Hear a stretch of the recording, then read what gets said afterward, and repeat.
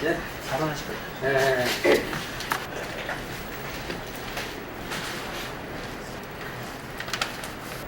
바로 기자회견 시작하겠습니다.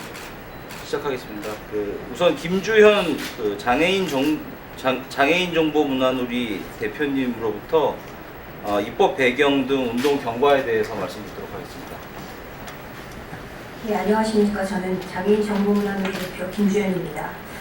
과거에 비해서 청각장애인들이 받는 차별은 많이 줄었습니다. 하지만 선거방송 덕분에서 차별은 아직도 남아있습니다. 이러한 문제를 해결하려 청각장애인들이 국가인권위원회, 차별진정, 가두시위, 그리고 헌법소원 제기 등 활동이 있어왔습니다. 하지만 변화는 그리 크지 못했습니다. 지난 19대 대통령 선거 과정에서도 방송토론에서 후보자 5명의 토론을 1명의 수어 통역사가 통역하는 등 문제들이 있었습니다. 다행히 이번 노회찬 의원님을 대표로 하는 공직선거법 개정안이 발의되어 희망을 걸습니다. 참고로 2012년 18대 대통령 선거 때 당시 심상정 예비후보가 한국수화언어법 제정 공약을 다른 후보보다 먼저 수용한 바 있었습니다. 그리고 2013년 당시 정의당의 정진우 의원님이 한국수화언어 법안을 발의하였고 법률을 제정하는 데 큰 역할을 하였습니다. 이런 의미에서 우리 단체는 정의당과 노회찬 원내대표님께 감사드리며 발의하는 공직선거법이 꼭 개정될 수 있도록 많은 노력을 부탁드립니다. 감사합니다.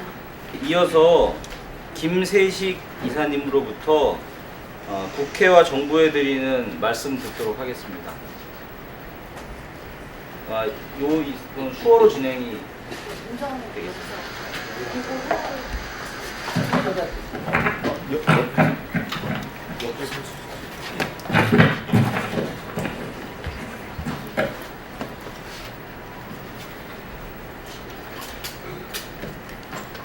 국회와 정부에 드리는 글 안녕하십니까.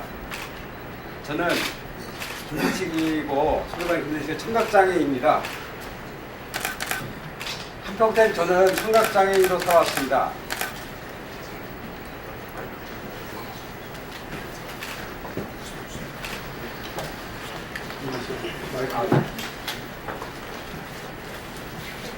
처음부터 여기는 약간 옆으로 가는 거지. 마이크가 됐어. 저는 한평생 청각장애로 살았습니다. 성인이 된 이후에 여러 차례 저도 선거를 했습니다. 하지만 선거 때마다 차별을 받는다는 생각을 저는 많이 하고 왔습니다. 특히 지난 선거 같은 경우엔 5명의 후보가 선거 토론을 했는데도 불구하고 1명의 수화통역사가 계속 수화 통역을 하여서 제가 어느 후보가 어떤 말을 하는지 저는 굉장히 헷갈렸고 제가 정말 참정권에 대한 어떤 권리를 갖고 있다는 의심을 들었습니다. 이 문제를 해결하기 위해서 저를 비롯해서 청각장애인들이 얼마 전에 선거관리위원회를 찾아간 적이 있습니다. 하지만 선거관리위원회는 방송사의 편성권 침해 여러 가지 이유로 어렵다는 말만 했습니다. 방송 환경은 잘 알다시피 많이 좋아졌습니다. 또한 수어도 독자적인 언어로 인정을 이미 받았습니다. 국민들의 인식도 이미 바뀌었고 사회 문제 하나로 장애인 문제를 인식하고 있습니다. 그리고 또한 지금 이미지 정치가 지금 강조되면서 선거 과정에서 방송의 역할이 굉장히 커지고 있습니다. 이렇게 본다면 선거관리위원회나 정부는 방송사의 입장이 아니라 청각장애 입장을 고려해서 정책을 만들어야 됩니다. 이런 뜻에서 저희 이번에 노회찬 의원이 발의하는 공직선거법 개정안은 우리의 문제를 충분히 해결할 수 있을 거라 생각합니다. 따라서 정부는 청각장애인들이 헌법에 보장하고 있는 진정한 참정권이 보장될수록 법 개정에 힘을 실어주셔야 합니다.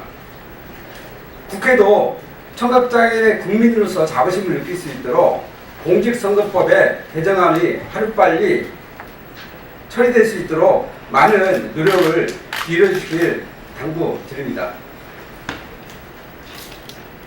감사합니다. 예, 다음으로 선거방송의 수어방송 의무화 규정을 담고 있는 공직선거법 개정안의 취지와 주요 내용에 대해서 대표 발의하신 노회찬 의원으로부터 듣도록 하겠습니다. 네, 방금 수화로 자기 의견을 말씀하신 거 아마 보셨을 것입니다. 이번 대통령 선거에서 TV 토론이 미친 영향은 우리가 다 잘 알고 있습니다. 많은 국민들이 TV 토론 속에서 각 후보자들의 견해를 청취하면서 어느 분을 선택할 것인가를 결정한 경우가 많습니다.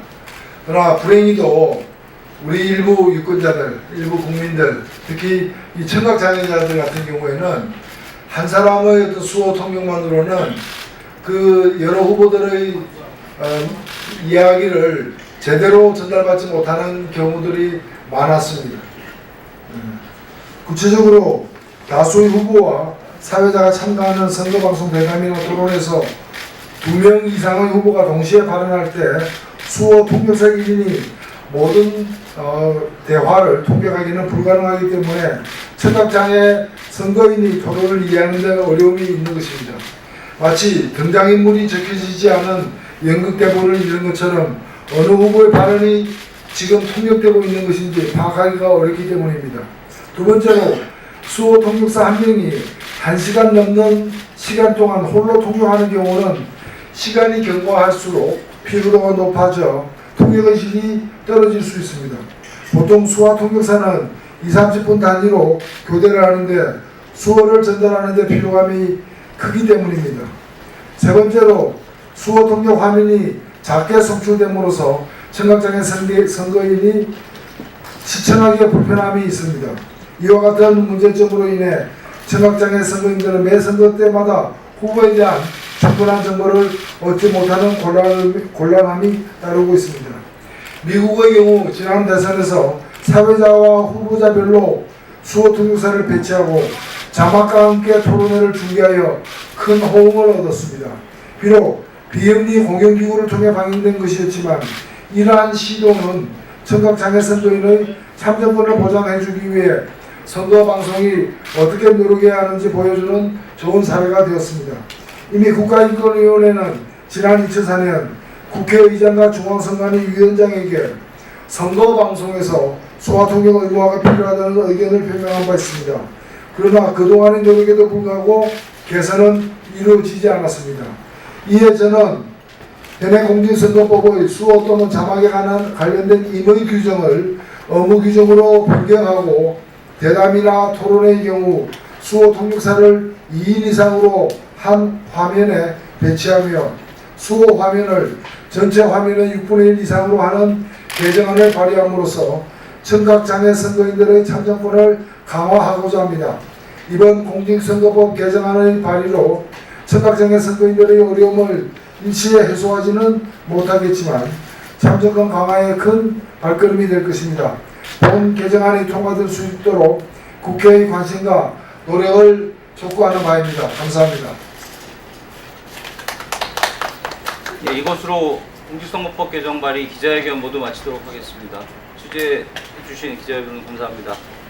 저희도 운동을 할 테니까 많이 관심을 저희도 적극 함께 하겠습니다. 2013년도에 선관위하고 좀 많이 부딪혔어요. 그 문제들 때문에. 바뀌었으니까 잘하시고. 헌법소원 내용으로 또 상관위가 반대를 했거든요. 그래요. 같이 이거는 싸워서 고쳐내야지. 지방선거 전까지. 예, 고맙습니다. 예. 저희도 열심히 하겠습니다. 그래요. 힘내세요. 예. 함께 하겠습니다. 예, 고맙습니다. 네, 고맙습니다.